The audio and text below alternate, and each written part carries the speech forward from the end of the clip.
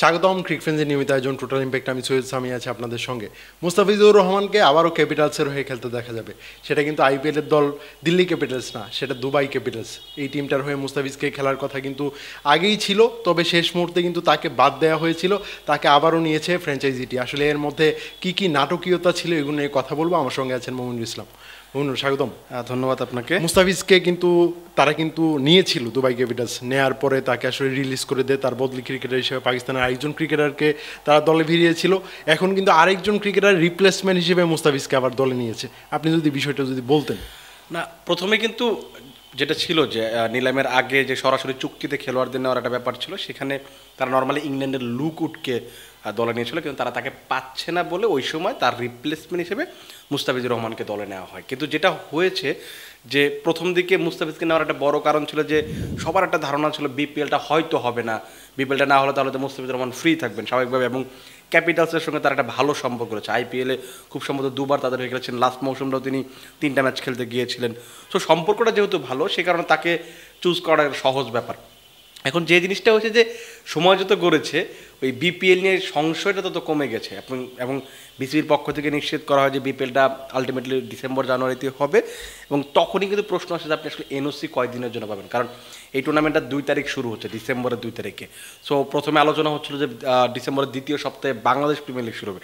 So সেটা যদি হয় তাহলে আপনি আলটিমেটলি মুস্তাফিজকে 2-3 ম্যাচের বেশি পাবেন না, তখন আপনাকে আবার আরও একজন রিপ্লেসমেন্ট খুঁজতে হবে।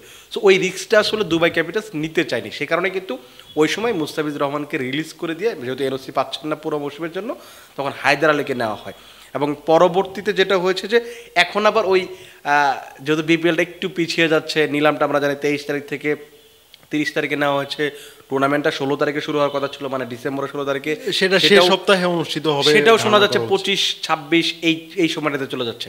তো আপনি যদি চিন্তা করেন যে 25 তারিখে বিপিএল শুরু হবে, আর আইএল টি20 খুব সম্ভবত প্লে অফের খেলা শুরু হবে 30 বা 31 তারিখ থেকে, এই সময়টা, তার মানে হচ্ছে আপনি হয়তো 2-1টা ম্যাচের জন্য আপনি পাবেন না।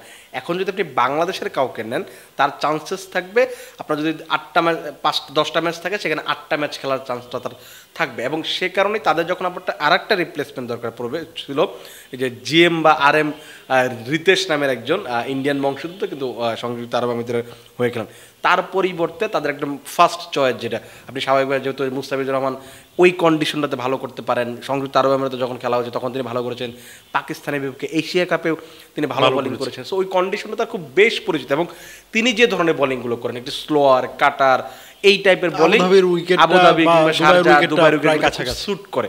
তো সেই কারণে তাদের একদম মানে অবভিয়াস একটা চয়েস ছিল মুস্তাফিজুর রহমান খান, এবং আজকে সেটা অফিসিয়ালি আসলে বলা হয়েছে। তবে আরেকটা ব্যাপার, মুস্তাফিজুর রহমান কিন্তু যদি নিলামে থাকতেন বিপিএলের, তাহলে নিলামের নাম না দেওয়ার একটা সুযোগ ছিল, যেটা আসলে রিশাদ হোসেন চুজ করেছেন। তিনি বিগ ব্যাশে খেলবেন, তিনি হয়তো বা বিপিএলের নিলামে কিন্তু নামটা দেবেন না। তবে মুস্তাফিজের সেই সুযোগটা কিন্তু নেই। বিপিএলের নিলামের আগে কিন্তু তাকে ডিরেক্ট সাইনিং করেছে রংপুর রাইডার্স। এটা একটা বিগ সাইনিং বলা যায় রংপুর রাইডার্সের জন্য। 2 জন দেশি ক্রিকেটারকে তারা নিতে পারবে, একজন মুস্তাফিজুর রহমান এবং নুরুল হাসান সোহানকে তারা নিয়েছে। সো মুস্তাফিজের আসলে এর বাইরে চুজ করার কোনো সুযোগ ছিল না।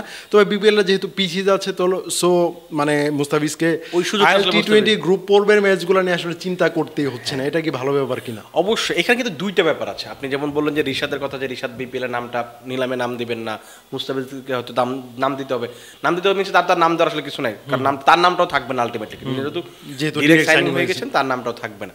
এখন জিনিসটা হচ্ছে দেখবেন, আপনি বিগ ব্যাশটা শেষ হবে হচ্ছে জানুয়ারির খুব সম্ভবত মাঝামাঝি সময়, 13 বা 15 বা 16 এই সময়টাতে, আর শুরু হবে হচ্ছে ডিসেম্বরের মাঝামাঝিতে।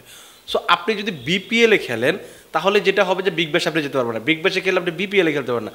রিশাদের জন্য কিন্তু এরকম একটা পরিস্থিতি ছিল, কারণ লম্বা সময় আপনাকে যে কোনো একটা টুর্নামেন্ট মিস করতে হবে, সে কারণে তিনি বিপিএলটা বাদ দিয়ে বিগ ব্যাশে গেছেন। এবং মুস্তাফিজের ক্ষেত্রে আপনি যদি আইএল টি20 দেখেন, ওই যেটা বললাম যে তার হয়তো 1-2টা ম্যাচ শেষ দিকে মিস করতে পারেন, যদি প্লে অফে যায় বা গ্রুপ পর্বের শেষ ম্যাচটা, এরকম হয়তো তিনি মিস করতে পারেন। তার বাইরে কিন্তু তার আসলে মিস করা খুব বেশি সুযোগ আছে, তার কারণে আসলে ওই তাকে আর বিপিএল ছাড়তে হয়নি, এটা একটা ভালো ব্যাপার হয়েছে। আপনি যে জিনিসটা বলে আবার একটু বলবেন যে কি বললেন, আমি ভুলে গেছি আসলে। না, আমি এই মানে মুস্তাফিজের আসলে ওই সুযোগটা তৈরি হবে না, তার আসলে বিপিএল ছেড়ে খেলতে হবে না, তার জন্য ভালো যে দুইটা টুর্নামেন্টের সুযোগ সুবিধা নিতে হবে, এটা অবশ্যই। যে কারণ আপনি এখন বিপিএল মানে আইএল টি, আর আমার কাছে মনে হয় যে বিপিএল এর টাইমিংটাও একটা ফ্যাক্টর।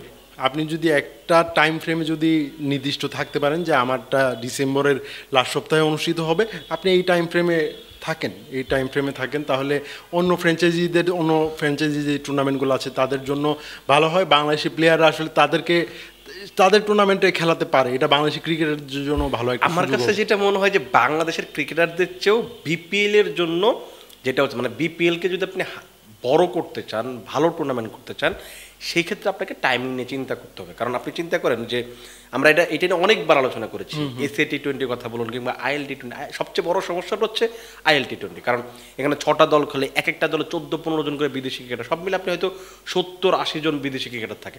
আপনি আবার এসএ টি20 ক্ষেত্রে দেখেন প্রত্যেকটা দলে 8 জন করে বিদেশি ক্রিকেটার। সেই বিদেশি ক্রিকেটারের ভিতরে তাহলে কয়টা হলো? 48টা, তার মানে 120-30টা বিদেশি ক্রিকেটার কিন্তু আলটিমেটলি আপনার পুরো ওয়ার্ল্ড ক্রিকেটে একেবারে বিজি। আবার এর সাথে আপনি কি করতে পারেন, সাউথ আফ্রিকার অন্তত আপনি 20টা ক্রিকেটারকে অ্যাড করতে পারেন, যাদেরকে আপনি চাইলে হয়তো বিপিএল আনতে পারতেন। তার মানে 150 ক্রিকেটার আলটিমেটলি ওই ডিসেম্বর জানুয়ারি বা জানুয়ারি ফেব্রুয়ারি ওই সময়টাতে ব্যস্ত। এখন বিপিএলে যেটা করতে হবে, একটা দুইটা বাংলাদেশের ক্রিকেটার জন্য লাভ হবে এবং বিপিএলের জন্য হবে। সেটা হবে যে ধরুন এই যে ডিসেম্বরের 2 তারিখ থেকে টুর্নামেন্টটা শুরু হচ্ছে, আইএল টি20 শুরু হচ্ছে, আপনাকে সবসময় চিন্তা করতে হবে যেন আমি আইএল টি20 সাথে আমার ক্ল্যাশ না হয়। কারণ আপনি এসএ টি20 যে কোনোভাবে ম্যানেজ করতে পারেন, কারণ যারা এসএ টি20 খেলে তারা বেশিরভাগই বিপিএলের প্লেয়ার না, তারা এখানে খুব বেশি খেলতে আসেন এবং ওইখানে তাদের বেশিরভাগ চুক্তিগুলো আইপিএলের দলগুলোর সাথে। সো ওইখানে যাতে আপনি খুব বেশি প্লেয়ার আনতে পারবেন। আপনাকে চিন্তা করতে হবে এই যে ডিসেম্বরের 2 তারিখে বিপিএল আইএল শুরু হচ্ছে, শেষ হবে 4 জানুয়ারি। আপনাকে এমন একটা টাইমিং চুজ করতে হবে একদম শেষ দিকে গিয়ে, হয় তার আগে করতে হবে আপনাকে, একেবারে শেষ পর্যায়ে গিয়ে করতে হবে। আপনি যদি একদম শেষে গিয়েও না করতে পারেন, অন্তত যেন ওই 1-2টা ম্যাচ ক্ল্যাশ করে এরকম আপনি সিচুয়েশন আপনাকে টুর্নামেন্টটা শুরু করে, তাহলে বাংলাদেশের ক্রিকেটের জন্য সুবিধা হবে যে তারা অন্য লিগগুলোতে খেলতে পারবে, আইএল টি20 যেতে পারবে, যেহেতু এখানে অনেক অপরচুনিটি বিদেশি প্লেয়ার দরকার থাকে। এবং বিপিএলও আপনি কি করতে পারেন, ওই যে 80 জন ক্রিকেটার থেকে যদি আপনি 50 জন ক্রিকেটার আনতে পারেন আলটিমেটলি, মানে বিদেশি ক্রিকেটার, তাহলে কিন্তু বিপিএল এর মানটা অনেকাংশেই বেড়ে যাবে। সো আমার মনে হয় বিপিএল গভর্নিং কাউন্সিল বলুন বা বিসিবি বলুন, তাদের আসলে এইভাবে একটু চিন্তা করা উচিত, অন্তত আইএল টি20 সঙ্গে কীভাবে ক্ল্যাশটা এড়ানো যায় আর কি। আপনি আসলে বলছিলেন যে এক একটা দল 8 জন করে বিদেশি খেলাটা, এটা আসলে বড় একটা সুযোগ। আমি যদি মুস্তাফিজের দলটার কথা বলি, সেখানে কিন্তু মোহাম্মদ নবী, টাইমাল মিলস, তাছাড়া ফারহান খান আছেন। আপনি যদি পরিচিত ক্রিকেটারদের মধ্যে বলেন তাহলে কিন্তু রবম্যান পাওয়েল, গুলবাদিন নাইব, তারপরে হায়দার আলী, জিমি নিশামের মতো ক্রিকেটার আছেন। মুস্তাফিজ যদি প্লে অফে যদি নাও খেলতে পারেন, তাকে রিপ্লেস করার মতো কিন্তু অনেক প্লেয়ার কিন্তু আছেন সেখানে। এইটা দলটার জন্য একটা ভালো হয়েছে কিনা? অবশ্যই, কারণ আপনার দলে যখন 15 জন বিদেশি ক্রিকেটার থাকে তখন আপনি আসলে রিপ্লেসমেন্ট নিয়ে আপনাকে খুব বেশি চিন্তা করতে হয়। এখন দেখতে হবে যে মুস্তাফিজ চলে আসার পর তাদের পেস বোলিং লাইন আপটা কেমন হয়, সেটা হচ্ছে বড় ব্যাপার। সেখানে যদি খুব বেশি ঘাটতি না থাকে তখন আসলে মুস্তাফিজরা না, আপনি সেখানে ধরতে পারেন যে টাইমাল মিলসের কথা ধরতে পারেন, জিমি নিশামের কথা ধরতে পারেন, তাছাড়া আরও বেশ কয়েকজন যারা আসলে যারা আসলে খুব বেশি পরিচিত না ফ্র্যাঞ্চাইজি ক্রিকেটে, বাট তারা আসলে পেস বোলিংটা করতে পারেন। এই মনে হয় যে তাদের পেস বোলিং গ্রুপটা নিয়ে আসলে চিন্তা করার সুযোগ নেই। আর আপনি যদি মুস্তাফিজ একাদশে থাকবেন কি থাকবেন এই চিন্তা করেন, তাহলে মুস্তাফিজ যদি এই টুর্নামেন্টটা খেলে প্রায় সব ম্যাচই তাকে খেলানো যেতে পারে। কারণ আমি এখানে যেই যুক্তিটা দিচ্ছি যে আপনি বর্তমানে টি20 সার্কিটে যেসব প্লেয়াররা খেলছেন, one of the busiest cricketer Mustafizur Rahman, মানে তিনি বাংলাদেশের হয়ে নিয়মিত ম্যাচ খেলেন। আর বাকিরা কিন্তু অনেকে অপশন নিয়েছেন বা অনেকে আসলে ন্যাশনাল টিমে জায়গা পাচ্ছে না, এরকম ক্রিকেটারই বেশি। সো মুস্তাফিজ দলটাতে আসলে বেশি গ্রহণযোগ্যতা পাবেন, এটাই আসলে আমার মনে হচ্ছে। মানে এইটা বললে হয়তো একটু অন্যরকম শোনা যেতে পারে। আমার কাছে যেটা মনে হয় যে আইএল টি20 যারা খেলছেন ওইখানে বা ওই কন্ডিশনে মুস্তাফিজুর রহমান যদি একাদশে না থাকেন, এটা খুবই লজ্জার ব্যাপার।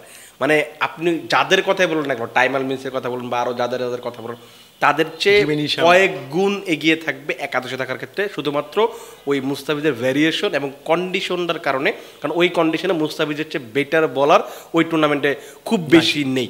সো এই কারণে আমার মনে হয় যে মুস্তাফিজের একাদশে থাকা নিয়ে আসলে খুব বেশি সংশয় তৈরি হওয়ার কথা না।